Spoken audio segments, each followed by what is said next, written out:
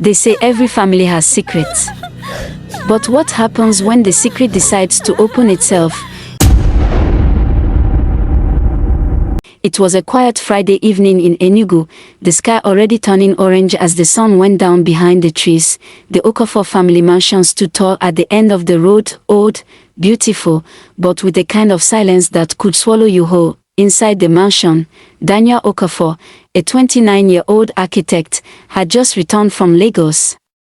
He wore a fitted black shirt tucked into cream chinos, wristwatch shining under the chandelier light, and his face looked tired but calm. Finally home, he muttered, dropping his bag on the couch. His younger sister Clara, 26, came down the staircase.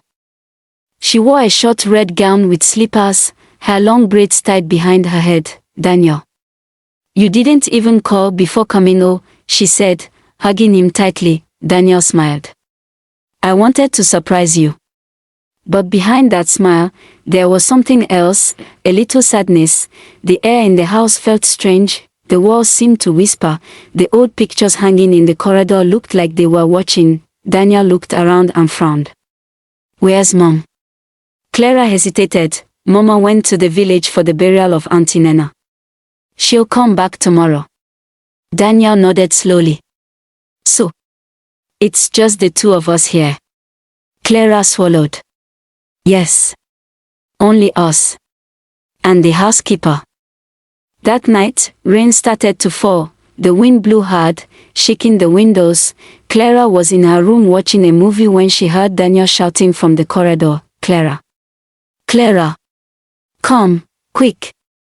She ran out immediately, a wrapper flying around her waist. Daniel, what is it? He was standing in front of a big brown wooden door at the end of the hallway, a door that had always been locked since their childhood, the forbidden door.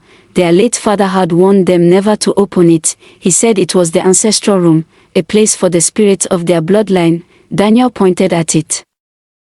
Who opened this door? Clara looked at it, shocked. The padlock was broken, the door was slightly open, creaking softly.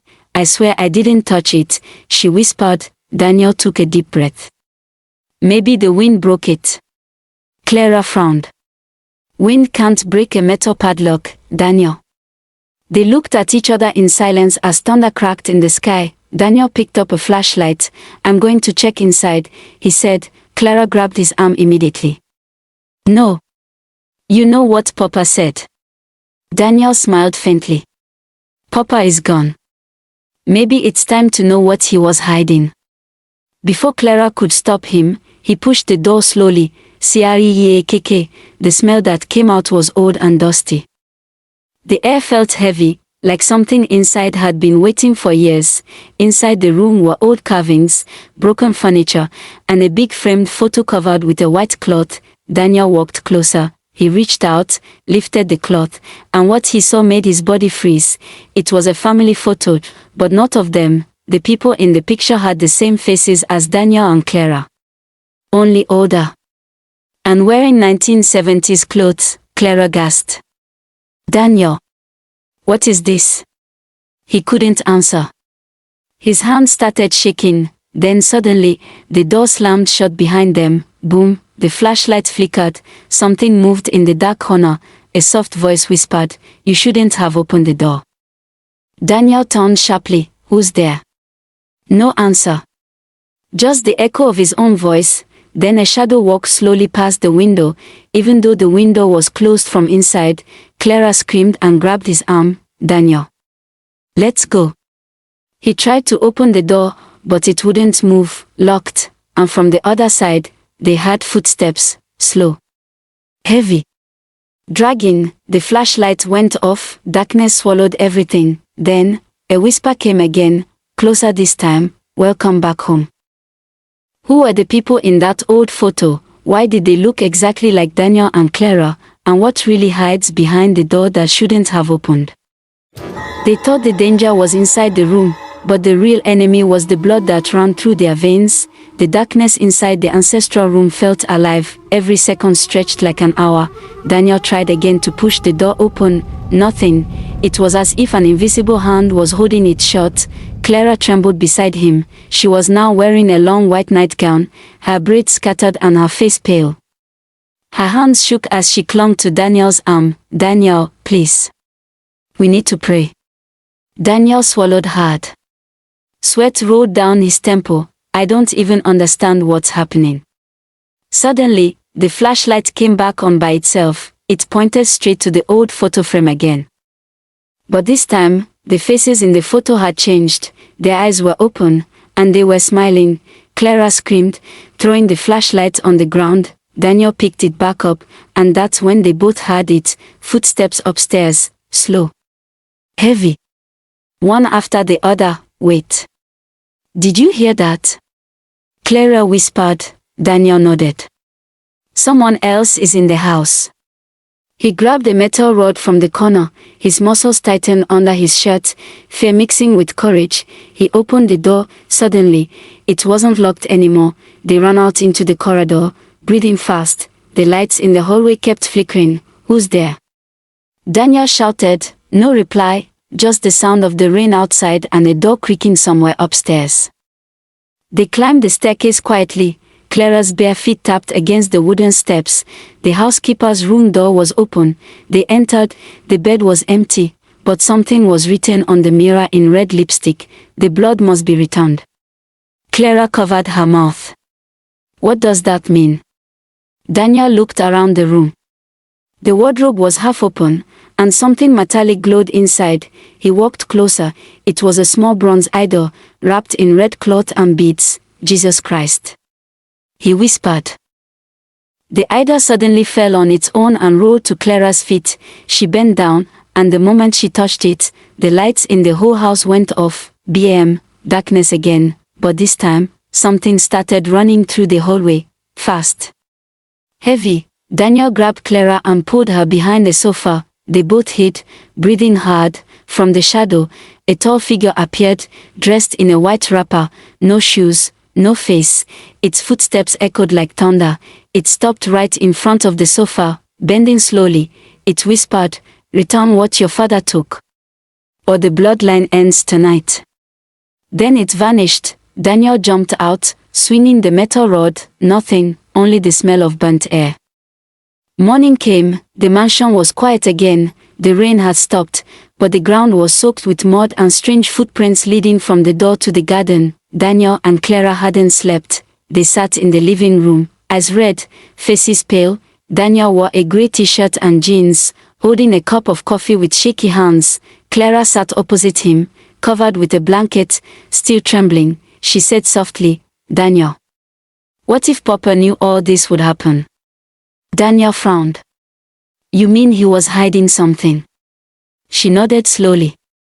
"When Papa was alive, I once saw him burning old letters near that door. He said they belonged to someone named Obiagili, our ancestor." Daniel's eyes widened. "Obiagili Okafor?" "Yes. I think the curse started with her." At that moment, someone knocked on the main door. Knock. Knock. Knock. Daniel jumped up.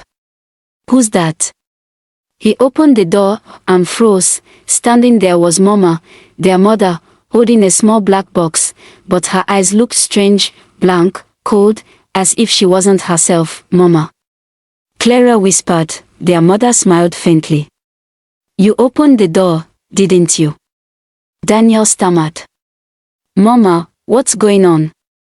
What's inside that room?" Mama dropped the box on the floor.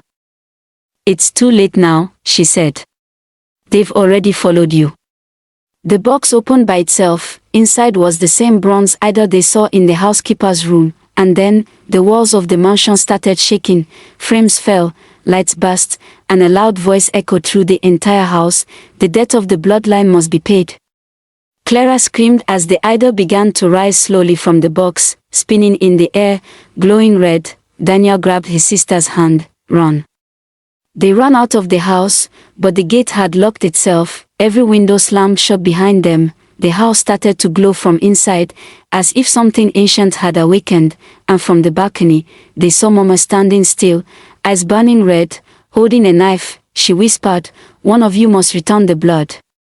What exactly did their father take that caused this curse? Why is their mother acting possessed? And who truly is Obiageli, the ancestor whose spirit refuses to rest? They ran from what they didn't understand, but in the end, they found out the real monster carried their own surname.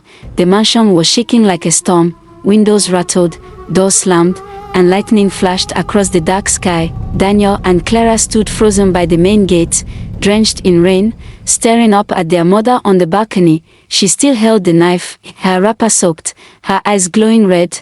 "Return the blood," she hissed. Clara cried out, "Mama, please, you're scaring us." But Mama didn't blink. She slowly raised the knife toward her own arm. Daniel screamed. "No."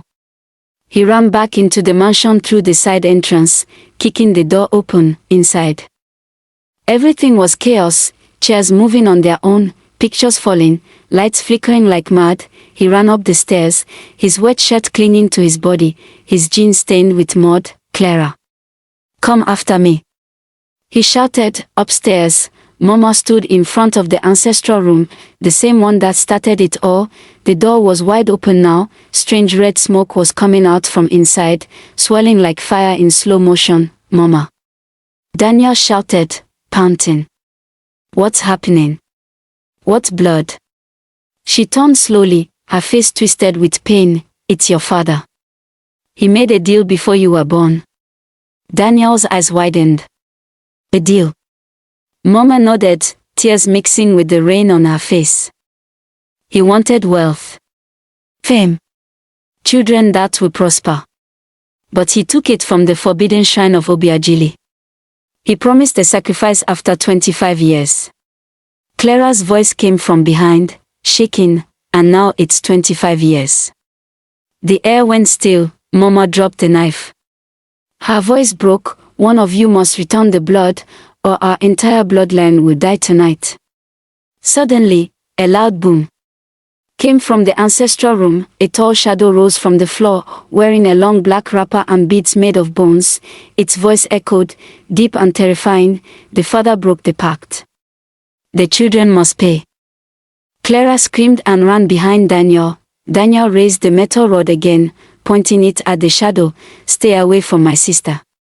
The shadow laughed, a dry, ancient laugh. "You cannot fight blood with metal."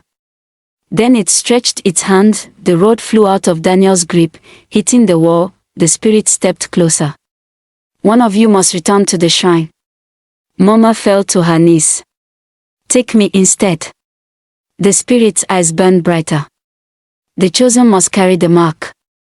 And right then, a symbol started glowing on Daniel's right hand, red and shaped like a circle with 4 lines. Clara gasped.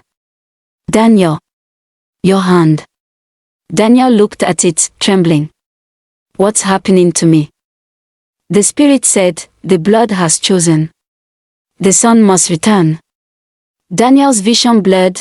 Voices started echoing in his head, drums, chants, cries. He saw flashes of the past, his father kneeling before a shrine, cut in his palm, whispering names. He saw Obiageli's spirit watching from the dark, waiting. Daniel fell to the ground, screaming, "Mama, help me." Clara rushed to him, crying, "Please, stop it. Leave him alone."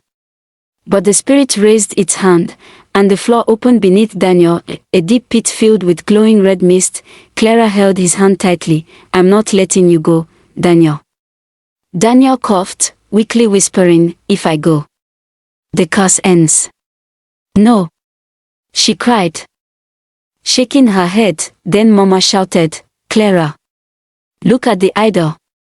The bronze idol was floating above the pit, spinning fast. Mama crawled toward it and grabbed it with both hands, burning her palms. She screamed in pain, but still held it tight. "Obiageli, take me. Leave my children." The idol glowed brighter, and suddenly, everything went silent. The spirit turned its head slowly toward Mama. "Your blood is not pure enough." Then it slashed through the air, and Mama's body fell lifelessly to the floor. "No!" Daniel shouted, his voice echoing through the house. He rose to his feet, his eyes now burning the same red as the spirit's. "You want blood? he roared. Then take mine, but leave my family alone. He jumped into the pit. Clara screamed and tried to follow, but the pit closed instantly. The idol fell to the ground and shattered into dust. The red glow disappeared. The mansion became silent. The rain stopped. Clara stood alone, shaking, tears rolling down her cheeks. Her mother's body was gone. Daniel was gone. Days passed. The police came. The mansion was sealed. They called it an accident, but Clara knew the truth. She moved out of Enugu, started a new life in Owerri, but the nightmares didn't stop. Every night, she would hear her brother's voice whisper from the shadows, "Clara, don't open the door again." One evening, 3 months later, there was a knock at her apartment door. She froze. "Who's there?" She asked softly. Silence. Then a familiar voice replied, calm, deep, and cold, "It's me, Daniel." Clara's heart stopped. She slowly turned the handle, and as the door creaked open, the screen went black. Did Daniel truly die, or did he become part of the curse? What really happened to their mother's soul? And if Daniel is back, then who, or what, is standing outside that door?